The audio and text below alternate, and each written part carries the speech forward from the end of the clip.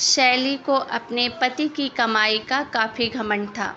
उसकी ननद कविता, जिसकी शादी एक गरीब परिवार में हुई थी, वो उसे देखना तक पसंद नहीं करती थी। कैसी हैं भाभी? बच्चों की छुट्टियां थी तो सोचा मायके चली आऊं रहने के लिए। हाँ हाँ, यहाँ गर्मी भी तो कटती है ना अच्छे से। एसी की ठंडी हवा और कहाँ वहाँ टेबल फैन के गड़गड़ गड़गड़। ननद जैसे भाभी की बात को अनसुना कर देती है। वो अंदर जाती है जहाँ भाई बैठा होता है। आ गई मेरी गुड़िया रानी, बच्चों को लाई हो कि नहीं? अच्छा सुन, ऊपर वाला कमरा मैंने तेरे लिए रहने को अच्छे से तैयार करवा दिया है और एसी भी लगवा दिया है। तू आराम से रह जब तक तेरी मर्जी हो।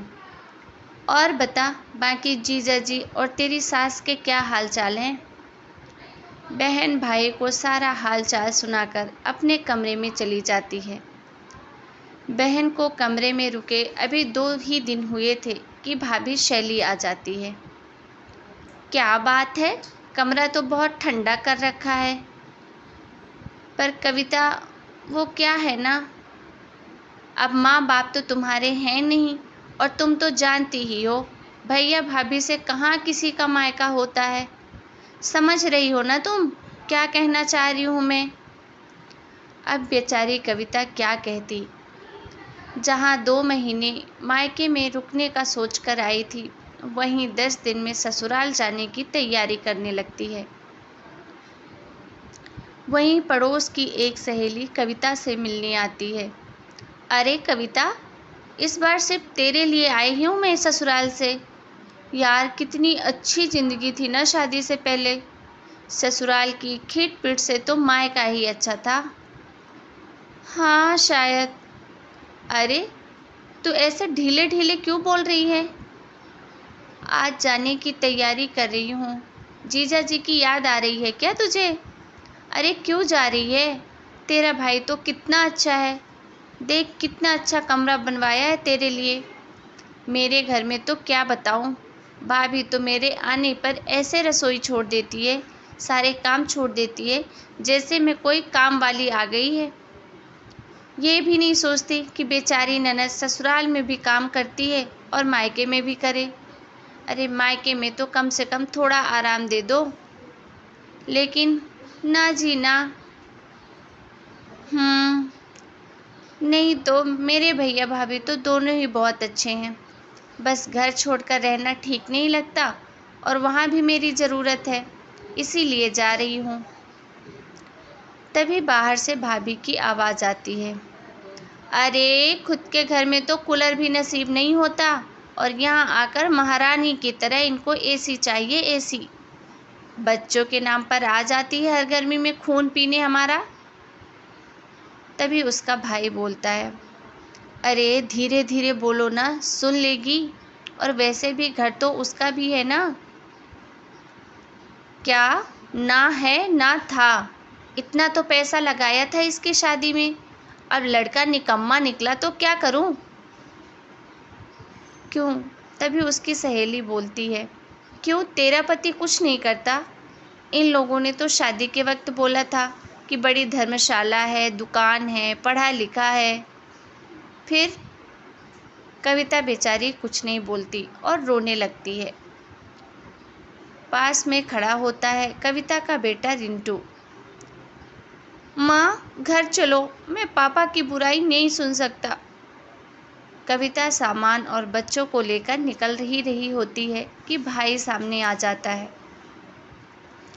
कविता, तुझे तो पता है ना तेरी भाभी का मन, वो मन की बुरी नहीं है सच में।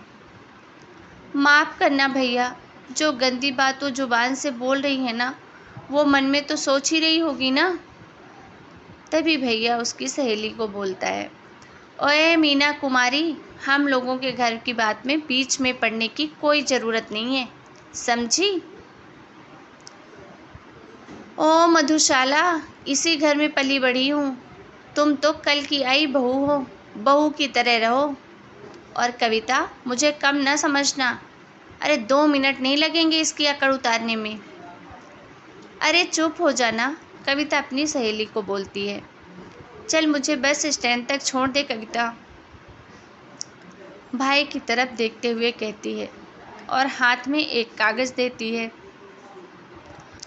भैया ये इनका रिज्यूम है, कहीं कोई नौकरी हो तो। तभी भाभी भाई के हाथ से कागज़ छीनकर कविता के पास ऊपर ही फेंक देती है। अरे कोई नौकरी वोकरी नहीं है हमारी, हम लोगों का बिजनेस है बिजनेस, और किसी को अपने बिजनेस में घुसाने की कोई ज़रूरत नहीं है, समझे। कविता रोने लगती है और रो रो कर घर से चली जाती है। तभी शैली का बेटा बोल पड़ता है, बुआ क्यों रो रही है और रिंटू भैया क्यों जा रहे हैं।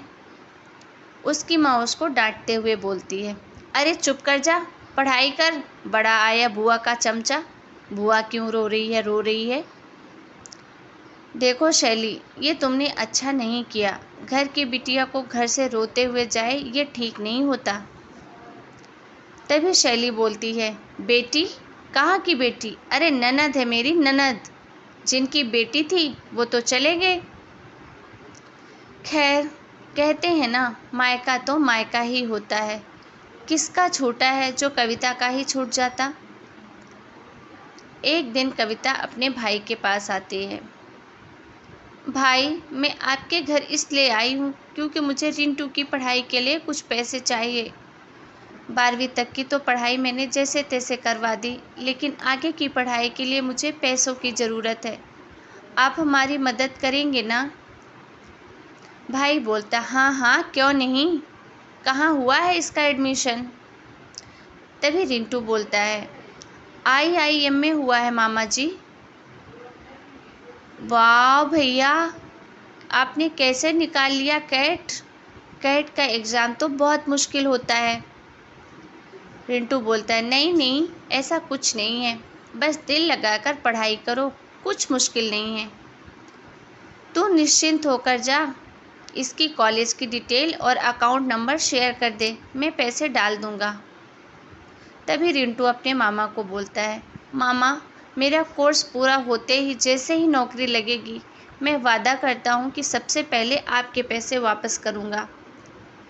ठीक है बेटा, वैसे भी तेरा मामा किसी काम का नहीं रहा, तुम लोगों के लिए अब तो कुछ करने का मौका मिला है। और वो लोग फिर घर से चले जाते हैं। उन लोगों के जाने के बाद, यहाँ क्या करने आए थे ये लोग, और ये कैसे पैसे मांग रही थी तुम्हारी बहन।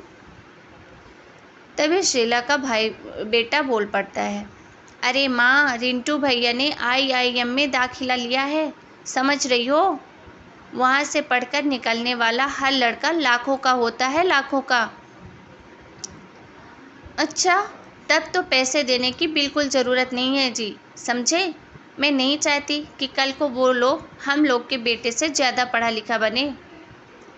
मामा बेचारा क्या करता, बीवी की बात मान लेता है और बहन को बहाने से मना कर देता है। लेकिन कहते हैं ना, इरादे नेक हो तो भगवान भी मदद करता है। रिंटू पढ़ लिख कर एक अच्छी नौकरी करने लगता है कि एक दिन शैली कविता के घर आकर कहती है, कविता, पता है ना तेरे भतीजे की कोई नौकरी नहीं है, बिजनेस भी तेरे भाई का अच्छा नहीं चल रहा, तू जरा रिंटू को बोलकर उसकी नौकरी की बात कर लेना। ठीक है भाभी, मैं रिंटू को ही बुला देती हूँ, आप खुद ही बात कर लीजिए। तभी रिंटू आकर बोलता है, मैं नौकरी तो ज़रूर लगवा दूँगा मामी, लेकिन सिर्फ मामा का मुँह देखकर, क्योंकि आपके तो कर्म ऐसे हैं ही नहीं कि आपके साथ कोई अच्छा करे। मेरी पढ़ाई तो हो गई, लेकिन आपने कोई कसर नहीं छोड़ी उसे रुकवाने की।